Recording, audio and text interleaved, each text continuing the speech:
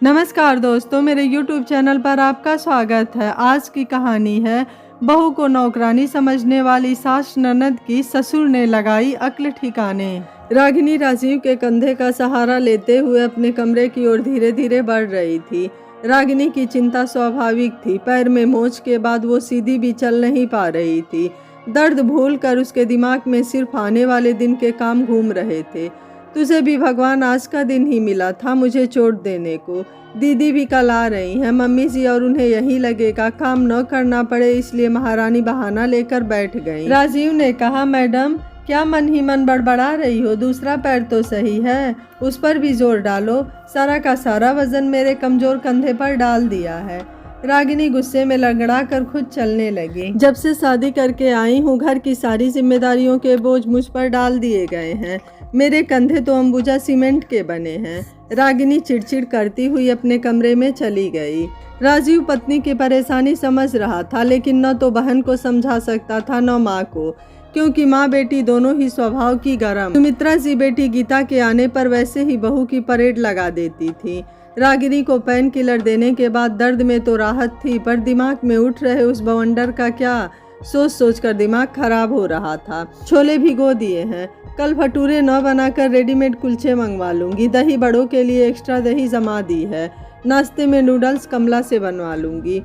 मीकू टिन्नी आते ही फरमाइश करेंगे, मामी नूडल्स बनाओ। बस मम्मी जी सुबह मेन्यू में कुछ और ना ऐड करें, नहीं तो मेरी हालत खराब हो जाएगी। रागिनी ने सब सोचते हुए फोन उठाया। अब रात को किसको फोन लगा रही हो? राजीव ने कहा। कमला को। कल वो छुट्टी कर गई तो मैं क्या करूंगी? रागिनी घबराते हुए बोली। यार तुम औरतें कितने नेगेटिव होती हो, सब गड़बड़ ही होगी, ऐसा क्यों सोचती हो? कई बार कहानी में अच्छे ट्विस्ट भी आ जाते हैं, सो पॉजिटिव रहो और चुप करके सो जाओ। राजीव ने रागिनी से फ़ोन लेकर अपने पास रख लिया। बस जिसका डर था वही हुआ। रागिनी को ज़्यादा सोचने से नींद देर से आई। अलार्म बजता रहा, उसने सुना ही नहीं। राजीव को आईने के आगे तैयार होते देख, हे भगवान क्या बज रहा, आपने मुझे उठाया क्यों नहीं?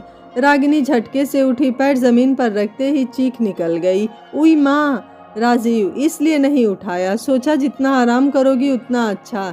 ससुराल में आराम नहीं, आराम हराम होता है। रागिनी ने उठने की कोशिश करते हुए कहा। रागिनी धीरे धीरे रसोई में पहुंची। कमला ने बच्चों को दूध गर्म कर दे दिया था। सुमित्रा जी छोलों को सीटी लगवा रही थी। दही बड़े की चटनियाँ बन चुकी थी। नाश्ते में बड़ों के लिए पोहे और बच्चों के लिए नूडल्स बन चुके थे। रागिनी ने आंखें मसली। उसे अपनी किस्मत पर यकीन नहीं हो रहा था कि उसकी अनुपस्थिति में इतने मैनेजमेंट के साथ काम हो रहा है। बहू, अब पैर का दर्द कैसा है? ठीक हूँ मम्मी जी। वो फ़ोन इन्होंने अपने पास रख लिया, सो अलार्म नहीं सुन पाई, नहीं तो आपको इतनी तकलीफ़ नहीं होती। नहीं, ऐसी कोई बात नहीं है। अब तुम बच्चों का डिब्बा पैक कर दो। राजीव और पापा जी को मैं चाय के साथ पोहा दे रही हूँ। रागिनी को समझ नहीं आ रहा था कि आज हो क्या रहा है। चोट मेरे पैर में लगी है या अम्मा जी के दिमाग में? बिना किसी ताने तुन के वो चुपचाप रसोई में काम कर रही हैं।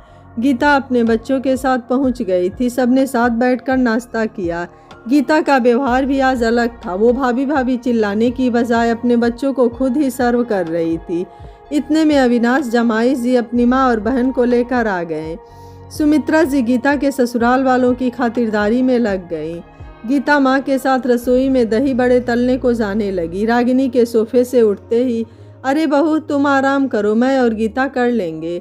आखिर बहू भी तो घर की ही सदस्य है, उसकी तकलीफ में उसका ध्यान रखना ससुराल वालों का फर्ज है।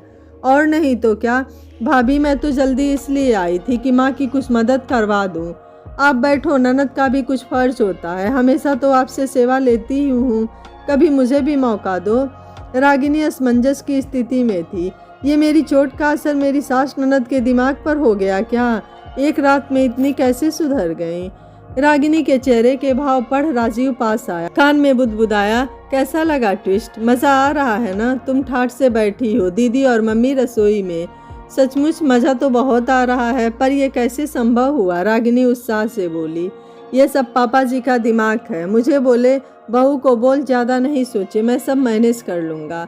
उन्होंने अविनाश जी को फ़ोन कर दिया कि बहन की सगाई की अंगूठी की शॉपिंग मैं मेरे जानकार से करवा दूंगा, अच्छा डिस्काउंट भी मिल जाएगा।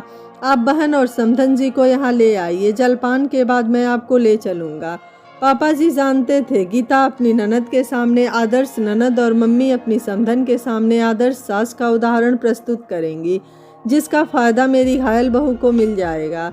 ओहो, पापा जी बड़े पहुँचे हुए खिलाड़ी निकले। अब समझ आया मुझे ट्विस्ट।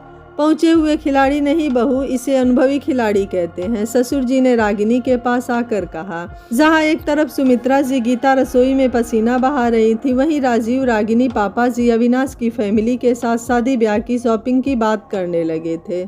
आपको राजीव के पापा का फैसला कैसा लगा, आप मुझे अपनी राय कमेंट बॉक्स में ज़रूर दीजिएगा। वीडियो पसंद आया है तो वीडियो को लाइक, शेयर एंड चैनल को सब्सक्राइब कर लीजिएगा। Thank you for watching. मिलते हैं अगली कहानी में।